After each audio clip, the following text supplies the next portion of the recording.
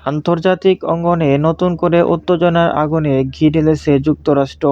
সাম্প্রতিক উস্কানিমূলক পদক্ষেপের জবাবে দ্রুত ও শক্তিশালী প্রতিক্রিয়া দেখিয়েছে চীন। মুহূর্তের মধ্যেই পাল্টা হামলা চালিয়ে নিজেদের সামরিক সক্ষমতা ও কৌশলগত দৃঢ়তার স্পষ্ট বার্তা দিয়েছে বেইজিং।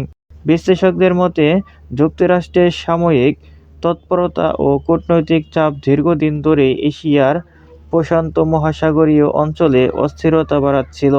এরই ধারাবাহিকতায় চীন এবার অত্যাধুনিক প্রযুক্তি ও সমন্বিত কৌশলের মাধ্যমে দ্রুত হামলা চালিয়ে চীন দেখিয়ে দিয়েছে নিজেদের নিরাপত্তা ও স্বার্থে কোনো আপোস করবে না।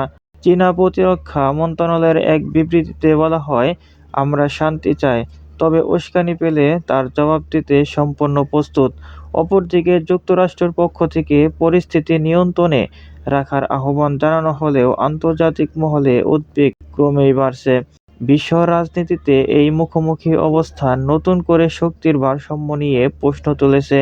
কূটনৈতিক সমাধানের পথে না হাঁটলে পরিস্থিতি আরও জটিল হতে পারে এমন আশঙ্কা করেছেন বিশ্লেষকরা।